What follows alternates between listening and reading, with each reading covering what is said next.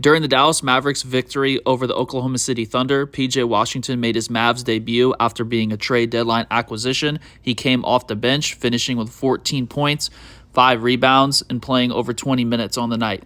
Let's dive into all the things that he provided and look ahead to what he may continue to provide as a key element of this team. With the Mavericks having more athleticism in their power forward options, they are able to get another layer out of their Spain veer action, a double drag screen followed by a back screen, where that first screener gets the back screen. And they run this pretty often throughout the season at times, where Tim Hardaway Jr. sets a back screen to leverage his shooting gravity. But having a lob threat, typically with Derrick Jones, has been an option that they've used. Now they can use that with Washington. Here he gets that back screen from Hardaway, and then he receives his first lob connection from Luka Doncic. And this is just a lot of options to have to account for. With the Thunder looking to switch that veer screen, Washington is now in a race to the rim with Isaiah Joe having to backpedal, and Washington, the bigger player, is able to sprint to the rim. There's nothing Joe is going to be able to do in this one-on-one situation. Doncic takes full advantage, darts the ball with an accurate pass, and Washington flushes it home. Pretty quickly after Washington subbed in, Luka Doncic went to the bench, and it was up to Kyrie Irving to run the bench unit. And here he's blitzed, so he gets the ball on the short roll to Washington. And this was a good attempt, looking to score, similar to Gafford, didn't always score on the short roll. But, it's a difference in previous personnel where this option is aggressive looking to score. And it just ends up being a factor in future situations where you can trust a short roller to be an aggressive scoring option with touch and short range. This play, Luka Doncic and Kyrie Irving are both on the floor. Kyrie is the initiator here, and there are 2 defenders focused on Kyrie at the point of attack. And with Maxi Kleber making a 45 cut, the low defender tags him and no longer is focused on Washington. Kyrie makes a pass fake to Kleber to fully open up Washington in the weak side corner, and this results in a wide open shot where Washington misses short, but just a great look for him and the Mavs offense overall. Luka attacks out of a side ball screen with Maxi Kleber popping with Chet Holmgren as the big defender. Luka attacks downhill, draws both defenders deep on the drive, and somehow gets this ball to Maxi Kleber, who then makes that extra pass to Kyrie. And this is just a chain reaction where 2 defenders were attached to Doncic deep on that drive, and now the rest of the defense is out of rotation, and the ball pops around, finds Washington in the corner. And this was a great recovery from the Thunder with Holmgren having athleticism and the closing speed to get out on Washington.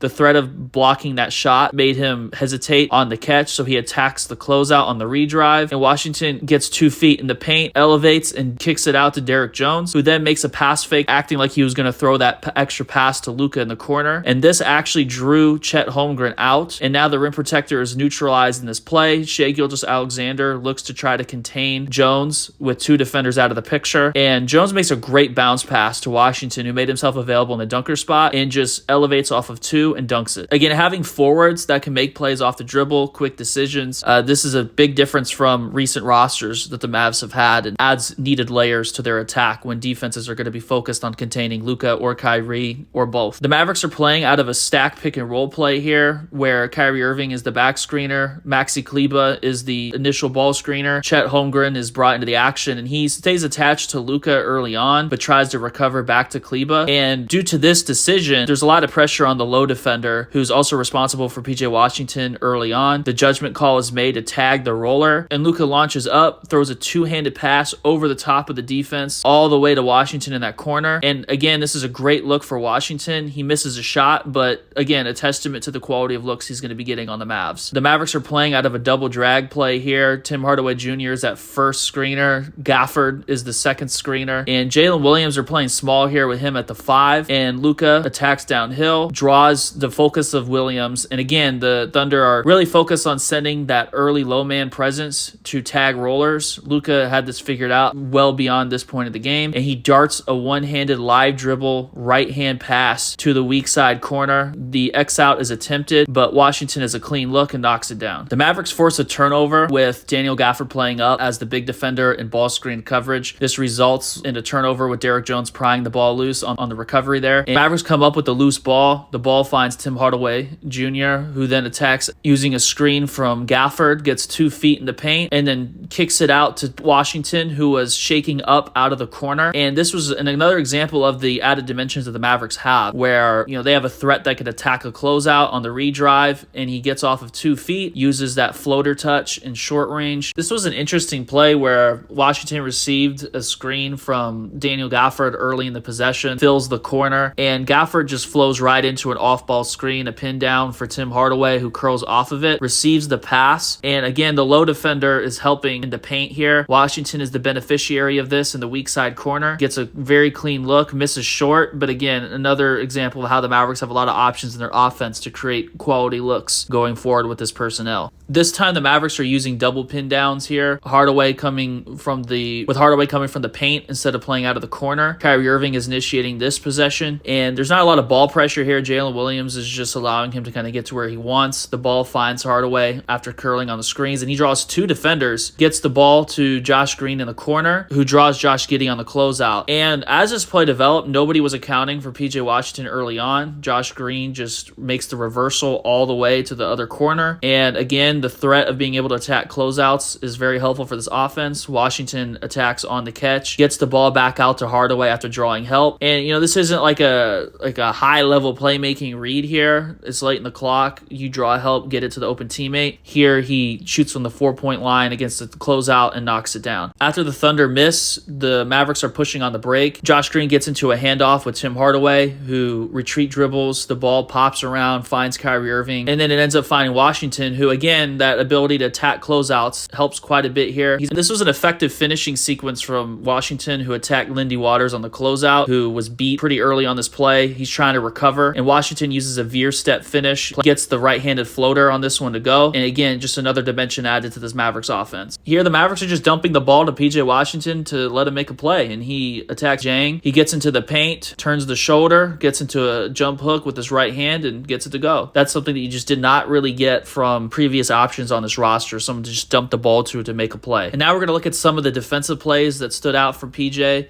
in this game. He's playing up on ball screen coverage, gets a hand on the ball against Jalen Williams. Josh Green comes up with a loose ball, and the Mavs go the other way. And here, Josh Giddey is attacking. He gets a screen at the nail, and now this is up to PJ to be a big defender here, use his length, that 7'2" wingspan. He uses it against a big guard who's pretty deep in the paint at this point and forces the miss. PJ swishes. The Mavs have PJ switch onto Giddey. Once again, the Thunder are screening for Giddey. PJ switches onto him, gets it back. They get into a handoff. PJ switches again and uses his length to contest Cason Wallace on the shot, and this is a miss. Once again, the Mavericks are trusting PJ to switch. He gets switched onto Josh Giddey, and he's handling his drive through and through. He walls up Giddey deep on the attack. Giddey forces a bounce pass that's not there, with Kyrie Irving, with Tim Hardaway Jr. being in perfect position to cut off the delivery to Cason Wallace on the 45 cut, and another turnover forced. If you made it this far, I appreciate you for watching this entire video, and I would appreciate it if you would like this video, subscribe to my channel, and if you feel compelled to, please share as well. And I'll continue to put out content like this going forward, so be sure to check back for more breakdowns in the future.